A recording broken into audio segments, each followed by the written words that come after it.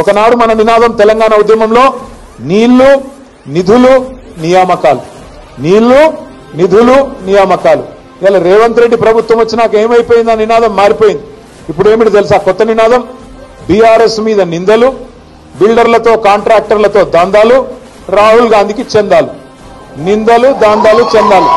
నీళ్లు నిధులు నియామకాలు లేదు, నిందలు, దందాలు, చందాలు. తెల్లారి లేస్తే ఎవరిని దోసుకోవాలా, ఎవరిని ఎట్లా బెదిరించాలా, ఎవరిని తోలు వలిచి పైసలు వసూలు చేయాలా, ఎట్లా ఢిల్లీకి డబ్బులు పంపాలా. రేవంత్ రెడ్డి గారు మాటల మనిషి అని మనకు ముందే తెలుసు. మాటలు బాగా చెప్తాడు. ఎలక్షన్ల ముందు చాలా చెప్పిండు మాటలు, మీకు యాదుకుండాల. మాటల మనిషి అనుకున్నాం ఆనాడు, కానీ మూటల మనిషి అని ఇప్పుడు తెలుస్తా ఉన్నది. అప్పుడు చంద్రబాబు నాయుడు మూటలు మోసిండు, యాదుకుండాలా మీకు. ఓ నల్ల బాగులో దొరికిండు కదా, యాదుకుందా? ఇప్పుడేమో ఢిల్లీకి మూటలు మోస్తున్నాడు. తేడా ఏమీ లేదు. మాటల మనిషి మూటల మనిషి అయిపోయినాడు.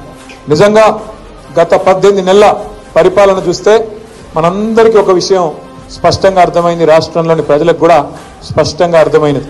ఈ శతాబ్దపు అతిపెద్ద మోసం, ఈ శతాబ్దపు అతిపెద్ద మోసం ఏదన్నా ఉంది అంటే కాంగ్రెస్ పార్టీ ఇచ్చిన అభయహస్తం అనే మేనిఫెస్టో. 420 హామీలు ఇచ్చి ఎవరికి ఏది కావాలంటే అది చేస్తామని చెప్పి అరిచేతిలో వైకుంఠం చూపెట్టి ఆకాశంలో ఉన్న స్వర్గాన్ని కూడా మీ కాడికి తీసుకొస్తాం, మీ ఇంటి ముంగట పెడతామని చెప్పి పచ్చి అబద్ధాలు చెప్పి జూటా మాటలు చెప్పి ఈ శతాబ్దపు అతిపెద్ద మోసాన్ని రాహుల్ గాంధీ వచ్చి, సోనియా గాంధీ వచ్చి, మల్లికార్జున్ ఖార్గే గారు వచ్చి, ప్రియాంక గాంధీ వచ్చి, సిద్ధరామయ్య వచ్చి, ఒకరు కాదు పెద్ద పెద్ద వాళ్ళందరూ వచ్చి రకరకాల డిక్లరేషన్లు, రకరకాల మాటలు, ఎన్ని పచ్చి అబద్ధాలు చెప్పి వాళ్ళ ప్రజలను మోసం చేసినారో ఒక్కసారి గుర్తు తెచ్చుకోమని చెప్పి నేను కోరుతా ఉన్నా. ఇవాళ నిజంగా కూడా చెప్తున్నాను, నేను కొంత బాధతో కొంత మరి అసంతృప్తితో కూడా చెప్తా ఉన్నా ఈ మాట. అంతా బాగా నడుస్తున్న టైంలో 10 ఏళ్లు తెలంగాణకు బలమైన పునాది పడి ముందుకు పోతున్న టైంలో ఆ మధ్యలో నేను చిన్నగా ఉన్నప్పుడు సినిమా వచ్చింది, మోసగాళ్లకు మోసగాడని, యాదుకుందా? ఎందుకంటున్నా అంటే నేను అనుకున్నా చూసి, రేవంత్ రెడ్డి స్వయంగా చెప్తున్నాడు కదా, ప్రజలు మోసం చేయాలనే కోరుకుంటారు, మోసపోవాలనే కోరుకుంటారు, మోసగాళ్ళనే నమ్ముతారు అని రేవంత్ రెడ్డి స్వయంగా చెప్తున్నాడు కదా. నమ్మరేమో అనుకున్నా. కాంగ్రెస్ పార్టీకి 55 ఏళ్ళు అవకాశం ఇచ్చినా కనీసం మంచినీళ్ళు ఇవ్వలేదు, కనీసం కడుపు నిండా బువ్వ పెట్టలేదు.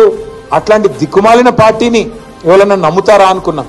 కానీ మనోళ్ళు ఏ కారణం చేతనో కానీ, అంటే మీరు గద్వాలోళ్ళు కాదు, పాలమూరులో మిగతా నియోజకవర్గాల్లో మాత్రం నమ్మినరు, నమ్మి బొక్కబొరలో పడ్డారు. ఈరోజు బాధపడుతున్నారు. ఇవాళ ఒక దగ్గర కాదు, ఎక్కడ పోయినా చెప్తున్నారు, ఎక్కడ పోయినా ఆపి పట్టి మరీ అడుగుతున్నారు, అన్నా ఎన్ని రోజులు చూడాలన్నా ఈ దరిద్రాన్ని, ఏదన్నా చూడరాదా ఉపాయం అంటున్నారు. ఇది వాస్తవం నేను చెప్పేది, మీ దగ్గర కూడా అంటా ఉంటారు.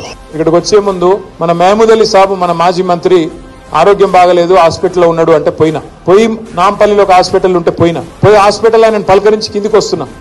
ఒక ముస్లిం లేడీ, ఒక పెద్ద మనిషి వచ్చి నా చేయి పట్టుకుంది, బిడ్డ ఆగాగు అంటే ఏందమ్మా అంటే మందిలో వచ్చింది, అడ్డం పడ్డది, ఆగు నువ్వు అక్కడ ఆగు అనే.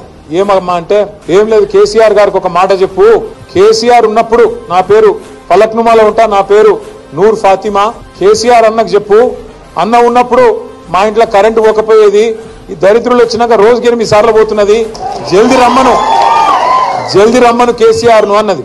అంటే ఎట్లమ్మా ఏం చేస్తాము, ఒక ఓటుకు తప్పు ఓటుకు మరి శిక్ష 5 ఏళ్ళు కదా, ఏం చేయాలి నేను అని నేనంటే, ఏదన్నా ఉపాయం చూడు బిడ్డ, ఏదన్నా చూడరాదు మీరు అందరు కలిసి అంటున్నది.